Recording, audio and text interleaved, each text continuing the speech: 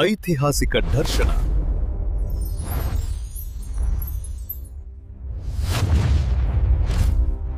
Hi ಸ್ನೇಹಿತರೆ, ನಮಸ್ಕಾರ. ನಾನು ನಿಮ್ಮ ರಾಕೇಶ್ ಪೂಜಾರ್ಜಿ. ಸ್ನೇಹಿತರೆ, ನಾನಿಂದು ಕೈವಾರ ತಾತಯ್ಯನವರ ತಪೋಭೂಮಿಯಾದಂತಹ ಕೈವಾರದಲ್ಲಿ ಇದ್ದೇನೆ. ನಿಮಗೆ ಈ ಕೈವಾರದ ಒಂದು ತಪೋಭೂಮಿ ಅಂದರೆ ತಾತಯ್ಯನವರು 3 ದಶಕಗಳ ಕಾಲ ತಪವನ್ನು ಗೈದು ಸಿದ್ಧಿಯನ್ನು ಪಡೆದಂತಕ್ಕಂಥ ಒಂದು ಜಾಗವನ್ನು ಮತ್ತು ಲಕ್ಷ್ಮೀ ನರಸಿಂಹರ ಒಂದು ದೇವಾಲಯವನ್ನು ನಿಮಗೆ ತೋರಿಸಲಿಕ್ಕೆ ಬಂದಿದ್ದೇನೆ. ಇದು ಇತ್ತೀಚೆಗೆ ನಿರ್ಮಿಸಲಾದಂತಹ ಒಂದು ಕಟ್ಟಡವಾಗಿದೆ. ಅದರಲ್ಲೂ ಇದರಲ್ಲಿ ಆಧ್ಯಾತ್ಮಿಕ ಮತ್ತು ಐತಿಹಾಸಿಕ ಸ್ಥಳ ಒಳಗೊಂಡಿರೋದ್ರಿಂದ ನಾನು ಇದನ್ನು ನಿಮಗೆ ತೋರಿಸ್ತೇನೆ.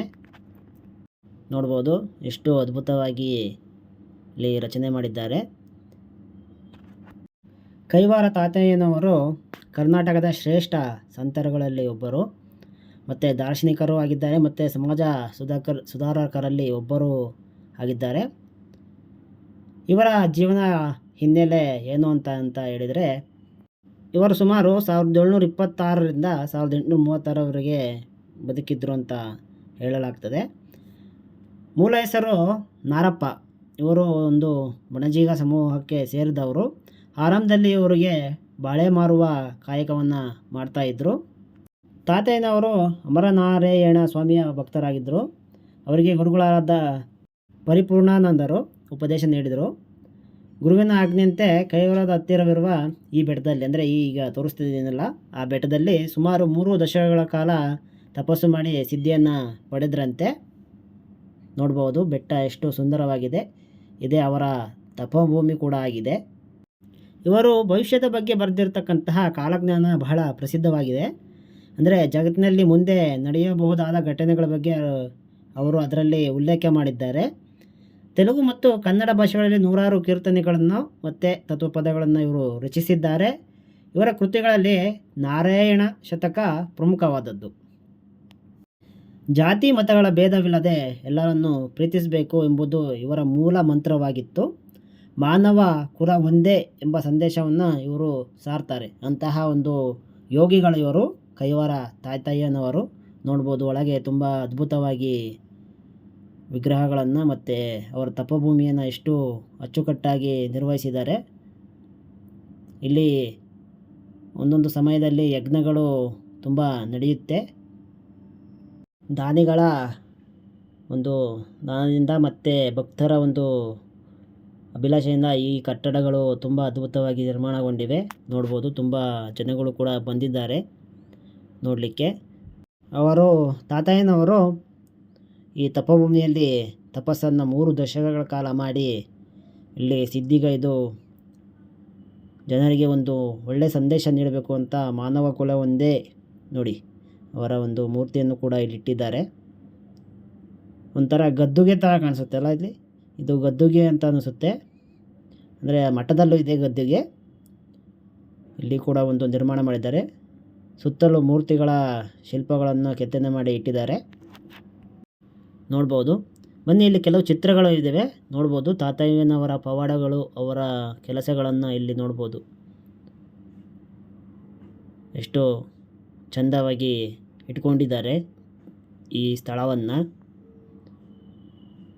ನೋಡಿ. ಇಲ್ಲಿ ಕೂಡ ಕೆಲವು ಚಿತ್ರಗಳು ಇವೆ. ಬನ್ನಿ ಆ ಚಿತ್ರಗಳು ಏನಂತ ನೋಡೋಣ.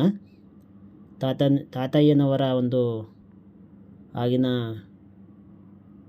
ಬದುಕಿನ ಘಟನೆಗಳನ್ನು ಇಲ್ಲಿ ಚಿತ್ರವಾಗಿ ಚಿತ್ರಿಸಿದ್ದಾರೆ. ನೋಡ್ಬೋದು.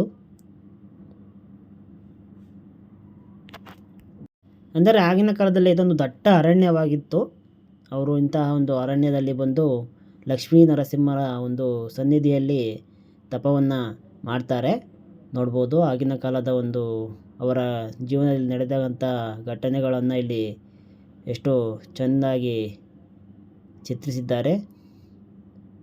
ನೋಡ್ಬೋದು ಮಳೆಯನ್ನು ಬರೆಸ್ಲಿಕ್ಕಂಥ ಒಂದು ಸಮಯ. ಒಂದು ತಾತನವರ ತೀರಿಕೊಂಡಾಗ ಆದಂತಹ ಒಂದು ಗದ್ದುಗೆಯನ್ನು ಅಲ್ಲಿ ಕೂಡ ಚಿತ್ರಿಸಿದ್ದಾರೆ.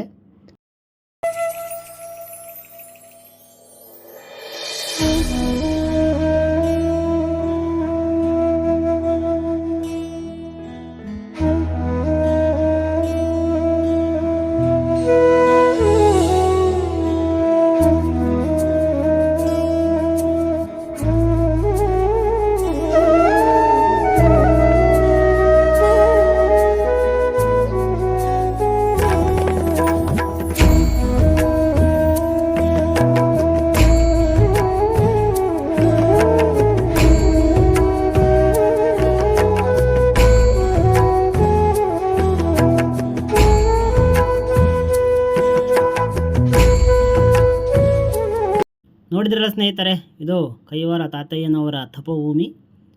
ಶ್ರೀ ಯೋಗಿ ನಾರಾಯಣ ಯತೀಂದ್ರರು ಅವರ ಇನ್ನೊಂದು ನಾಮಧೇಯ. ಅವರ ಒಂದು ತಪೋಭೂಮಿಯನ್ನು ತಪವನ್ನು ಮಾಡಿ ಸಿದ್ಧಿಯನ್ನು ಪಡ್ಕೊಂಡಂತಹ ಸ್ಥಳವನ್ನು ನಿಮಗೆ ತೋರಿಸಿದ್ದೇನೆ. ಇದರ ನಂತರ ಮಠಕ್ಕೆ ಹೋಗೋದಿತ್ತು, ಆದರೆ ಜಾತ್ರೆ ಇದ್ದಿದ್ದರಿಂದ ಅಲ್ಲಿ ತುಂಬ ಜನ ಇರ್ತಾರೆ ಅಂತ ನಾನು ಸ್ಕಿಪ್ ಮಾಡಿ ಬೇರೆ ಸ್ಥಳಕ್ಕೆ ಹೋಗಬೇಕಾಗಿ ಬಂದಿದ್ದೆ. ಆದ್ದರಿಂದ ಮುಂದಿನ ಸಲ ಯಾವಾಗಲಾದರೂ ಅದನ್ನ ನಿಮಗೆ ಖಂಡಿತವಾಗಿಯೂ ತೋರಿಸ್ತೇನೆ. ನನ್ನ ಚಾನಲ್ಗೆ ಸಬ್ಸ್ಕ್ರೈಬ್ ಮಾಡಿಕೊಳ್ಳಿ, ಲೈಕ್ ಮಾಡಿ ಮತ್ತು ತಮ್ಮ ಅನಿಸಿಕೆಯನ್ನು ತಿಳಿಸಿ. ಧನ್ಯವಾದಗಳು.